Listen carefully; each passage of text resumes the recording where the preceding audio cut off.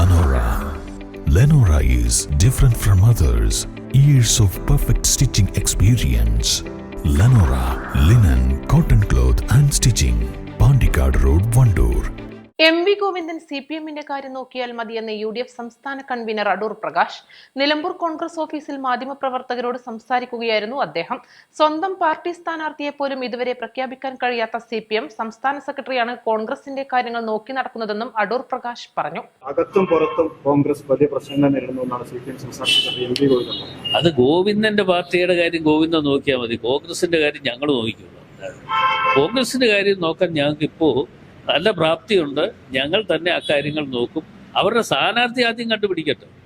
അവരിങ്ങനെ വല വീശിക്കൊണ്ടിരിക്കുകയാണ്. അല്ലെ, മീൻ പിടിക്കാൻ പോകുന്നുണ്ടോ വല വീശുന്നത് പോലെ വല വീശിക്കൊണ്ടിരിക്കുകയാണ്. ആരെയും കിട്ടുന്നുണ്ടോ എന്ന് നോക്കി അവർ വല വീശിയിരിക്കുകയാണ്. അതിന്റെ തീരുമാനമൊന്നും ആയില്ല എന്നാണ് പറഞ്ഞു കേട്ടത്. അതായത് ജനങ്ങൾക്ക് ഇടവേളയിൽ ഇവിടുത്തെ സർക്കാരിന്റെ ജനഹിതം അറിയാൻ ലഭിച്ച ഒരു അവസരമായി ഈ ഉപതെരഞ്ഞെടുപ്പിനെ കാണുന്നു. തീർച്ചയായിട്ടും ഒരു സംശയം അക്കാര്യത്തിൽ വേണ്ട. അതുകൊണ്ടാണല്ലോ ഞങ്ങൾ പിണറായി ഗവൺമെന്റ് 9 വർഷക്കാലത്തെ തെറ്റായ നയങ്ങളും പ്രവർത്തനങ്ങളും ജനങ്ങളുടെ മുമ്പിൽ കൊണ്ടുവരുമെന്ന് ഞങ്ങൾ ആവർത്തിച്ച് പറയുന്നത്. അതുകൊണ്ട് തന്നെയാണ്.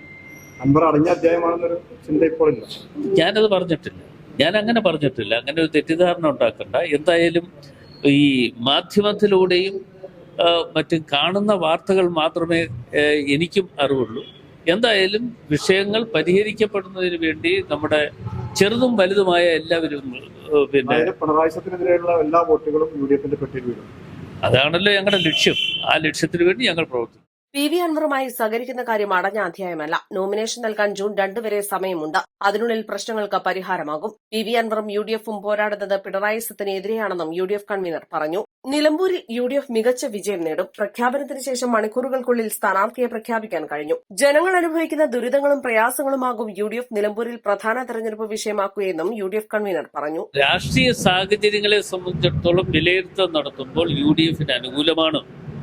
ആ UDFന് അനുകൂലമായിട്ടുള്ള പല ചിത്രങ്ങളുമുണ്ട്. അതെല്ലാം ഞാൻ ഒന്നിച്ച് എല്ലാം ഇപ്പോൾ നിങ്ങളോടത്ത് പറയുന്നില്ല. മറ്റ് അവസരങ്ങൾ ഇനിയും കിടക്കുകയാണ്. ആ അവസരങ്ങൾ കാര്യങ്ങൾ ഞങ്ങൾ എന്തൊക്കെയാണ് ഞങ്ങൾ കുറ്റപത്രം ചുമത്താൻ പോകുന്നത്. അത് ഞങ്ങൾ ചുമത്തുന്ന കുറ്റപത്രം എന്ന് പറയുമ്പോൾ അത് ജനങ്ങൾ അനുഭവിക്കുന്ന ദുരിതങ്ങളുടെയും പ്രയാസങ്ങളുടെയും ദുഃഖങ്ങളുടെയും വേദനകളുടെയും ഒരു സാക്ഷ്യപത്രമായി മാറും. അതുകൊണ്ട് തന്നെ ഈ തെരഞ്ഞെടുപ്പിൽ ജനങ്ങൾ ഞങ്ങളോടൊപ്പം. അത് അത്തരം കാര്യങ്ങൾ പറയാൻ ഇപ്പോ അല്ലല്ലോ അത് പറയേണ്ടത്. ഇനി അവസരം കിടക്കേ. എന്തായാലും ഞങ്ങള് നല്ല ഭൂരിപക്ഷത്തോട് വിജയിക്കും. പുതിയ KPCCയുടെ നേതൃത്വത്തിൽ വന്നു. അവർ ആദ്യമായ ഒരു തെരഞ്ഞെടുപ്പിലേക്ക് എത്താൻ വിളിക്കുകയാണ്. പുതിയ ചെയർമാൻ ആദ്യത്തെ തെരഞ്ഞെടുപ്പിൽ എത്താൻ വിളിക്കുകയാണ്.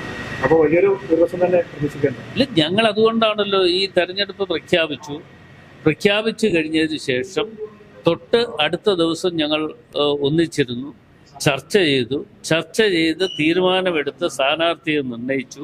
സ്ഥാനാർത്ഥിയെ നിർണയിച്ചതിന് ശേഷം ഞങ്ങൾ 3 മണിയായപ്പോൾ നേരെ ഓൾ ഇന്ത്യ കോൺഗ്രസ് കമ്മിറ്റിയുടെ അംഗീകാരം കിട്ടണം. East life, Nilambur.